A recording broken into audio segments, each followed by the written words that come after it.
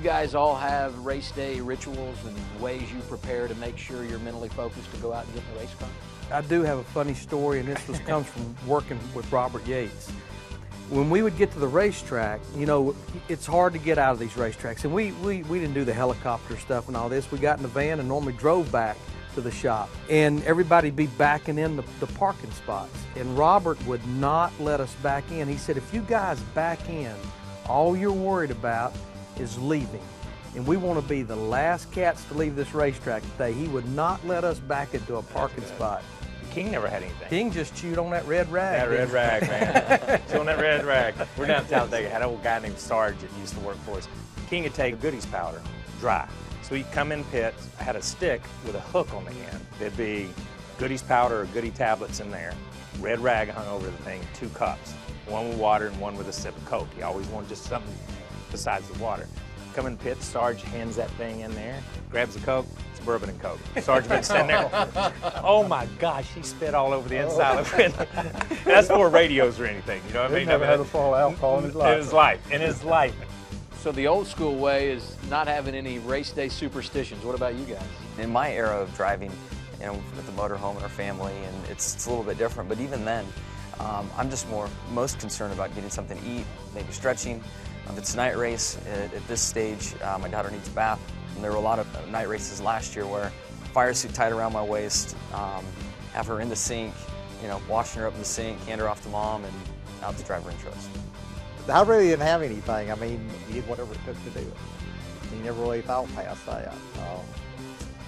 And I mean, 13, peanuts, I mean, green, yeah, I've been through it all. It just doesn't matter. I will admit that I was a little bit maybe superstitious as far as the number 11 was concerned. And there were no interstates back then, so we'd travel down through Georgia. There's a Highway 11 somewhere through Georgia. Bill, you probably know where it is. But anyway, we'd go out of our way to get over there on that number 11 highway to go to why the 11, Ned? Well, that's the number that I raced. So you're superstitious about it? Yeah, I like that. And you still number. notice that number today, Ned, when you're out? Oh yeah, I did. Yeah. Thank God it was 40 or 70 or something like that. You've been going east and west instead of north and south. Oh yeah, just to get on the Highway 11. Where's Ned tonight? Can't go north and south. He's just going east and west, back and forth. So we go speeds at times over 200 miles per hour with 42 other drivers on track. What's the level of fear when you climb behind the wheel? Have you guys been scared? Do you ever get behind the wheel and you're concerned about safety when you hit the track? Ned, in your era, there's guys that hit the wall and the wall would fall over and they go right on out of the park. Oh yeah, yeah. In fact, These guys were the tough. first time that I raced at Daytona, I went through that tunnel and I looked up and I said, Lord, I can't do that.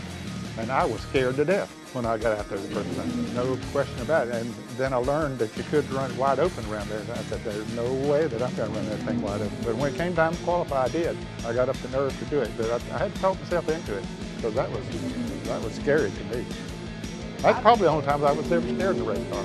How do you overcome it mentally when something's not quite right, but you got to go out and perform? I never looked at it as a fear.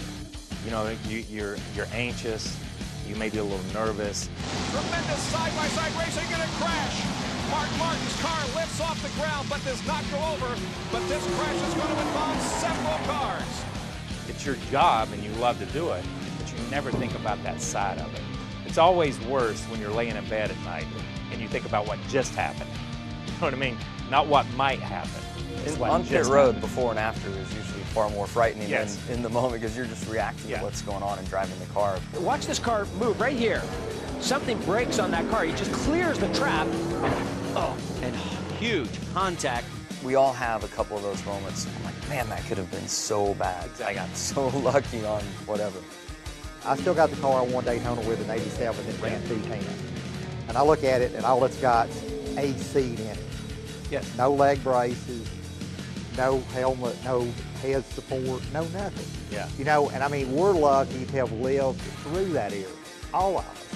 Yeah. Adam, the one thing that I can relate to that's a little different, obviously, from Kyle and Ned and Jimmy and Bill, is until we had a really unfortunate incident happen with one of Bill's crew members at Atlanta in 1990, And I mean, I'm sure some of our younger and newer viewers have no idea. We didn't have anything like pit road speed. I mean, your driver came on pit road as hard as he could get on, and he would leave as hard as he would get on. And I think about all the days that I jumped across that wall with a jack in my hand, and these guys running right on my heels, 70, 80, 90, 100 miles an hour in some cases, never thought a thing about it. Oh, Same deal. After the race, you'd lay in bed, you'd go, holy crap. but we thought we had it good because you watch Darlington, and those guys had no pit wall.